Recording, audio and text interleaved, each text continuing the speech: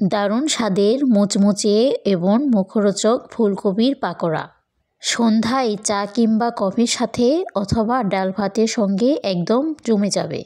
আসসালামু আলাইকুম everyone, welcome to my channel. আজকে আমি আপনাদেরকে মুচমুচে ফুলকপির পাকোড়া তৈরি করে দেখাবো।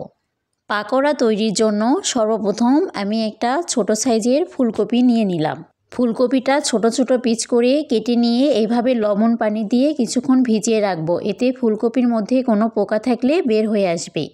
তারপর একটা বাটিতে আমি 1 কাপ পরিমাণ মতো আটা নিয়ে নিলাম। আপনারা চাইলে এখানে ময়দাও ব্যবহার করতে পারেন।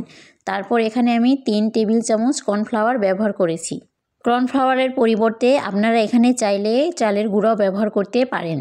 এরপরে এর মধ্যে আমি আদা রসুন বাটা কিছুটা দিয়ে দিলাম। তারপরে পরিমাণ মতো লবণ এবং 1 চা চামচের পরিমাণ মতো হলুদ গুঁড়া দিয়ে দিলাম। এর সাথে 2 চা চামচ পরিমাণ মতো মরিচ গুঁড়া দিয়ে দিব। এর সাথে সামান্য কিছুটা গোটা জিরে দিয়ে দিব, এতে করে পাকোড়ার ফ্লেভারটা অনেক সুন্দর আসবে।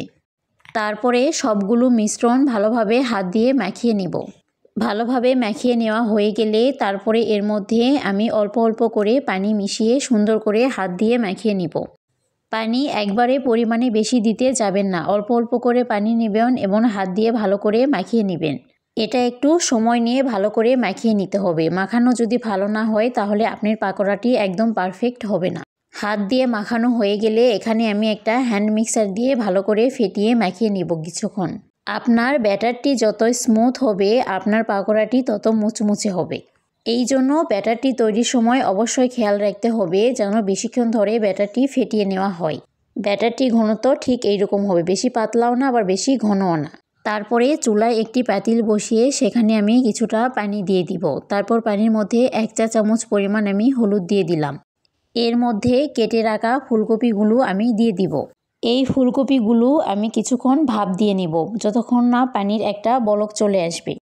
একেবারে বেশি সময় ধরে ফুলকপিগুলো সিদ্ধ করা যাবে না। যখন একটা বলক চলে আসবে তখনই ফুলকপিগুলো চুলা থেকে নামিয়ে নিতে হবে। চুলা থেকে নামিয়ে নেওয়ার পর এইরকম একটা ছাকনাতে ফুলকপিগুলো ছেঁকে নিব, যাতে ফুলকপির যে এক্সট্রা পানিগুলো আছে সবগুলো ঝরে যায়, এবং ঠান্ডা হওয়ার জন্য 10 মিনিট রেখে দিব। তারপরে আগে থেকে যে ব্যাটারটি রেডি করে রেখেছিলাম ওই ব্যাটারটি নিয়ে নিব। এই ব্যাটারটির মধ্যে আমি সিদ্ধ করে রাখা ফুলকপিগুলো দিয়ে দিব। সবগুলো ফুলকপি এক এক করে আমি ব্যাটারটির মধ্যে দিয়ে দিলাম। দিয়ে দেওয়ার পরে খুব আলতোভাবে হাত দিয়ে আমি ফুলকপির সঙ্গে ব্যাটারটি ভালোভাবে মাখিয়ে নিব, যাতে করে প্রত্যেকটি ফুলকপির গায়ে ব্যাটারটি ভালোভাবে লেগে থাকে। ফুলকপিগুলো ভালোভাবে মাখিয়ে নেওয়া হয়ে গেলে আমি তারপরে চুলায় একটি প্যান বসিয়ে দিলাম। তেল যখন গরম হয়ে আসবে তখন আমি এক এক করে ফুলকপিগুলো তেলের মধ্যে দিয়ে দিব। তেল একেবারে বেশি গরম হওয়া যাবে না, আবার হালকা গরম অবস্থাতেও দেওয়া যাবে না। আপনারা নিশ্চয়ই দেখেই বুঝতে পারতেছেন যে তেলটা কতটা গরম করে নিতে হবে।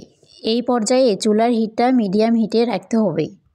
এক এক করে আমার সবগুলো ফুলকপি দেওয়া শেষ। ফুলকপি যখন এক পাশে হয়ে আসবে তখন এরকম এক এক করে ফুলকপিগুলো উল্টিয়ে দিতে হবে। ফুলকপি অনেকেই খেতে পছন্দ করে না, কিন্তু বিশ্বাস করেন এই পাকোড়া যদি তৈরি করে দেন তাহলে সে অবশ্যই খেয়ে নেবে। পাকোড়াগুলো কিছুক্ষণ উল্টিয়ে পাল্টিয়ে এভাবে ভেজে নিতে হবে। যখন দেখবেন পাকোড়ার কালারটা এরকম ব্রাউন হয়ে চলে আসবে তখন বুঝে নেবেন আপনার পাকোড়াটি একদম ভাজা হয়ে গেছে। এই অবস্থায় আমি পাকোড়াগুলো তেল থেকে উঠিয়ে নিব। পাকোড়ার কালার দেখে বোঝা যাচ্ছে যে পাকোড়াটা একদম পারফেক্ট হয়েছে। শীতকালে এই ফুলকপির পাকোড়াটি অবশ্যই আপনারা বাসায় ট্রাই করে দেখবেন এবং আপনার প্রিয়জনকে এটি বানিয়ে খাওয়াবেন। এটা খেতে এতটাই মচমচে ও সুস্বাদু হবে যে সবাই আপনার প্রশংসা করবে। আমার রেসিপিটি যদি আপনাদের কাছে ভালো লেগে থাকে তাহলে অবশ্যই আমার চ্যানেলটি সাবস্ক্রাইব করে দিবেন। সবাই ভালো থাকবেন। আল্লাহ হাফেজ।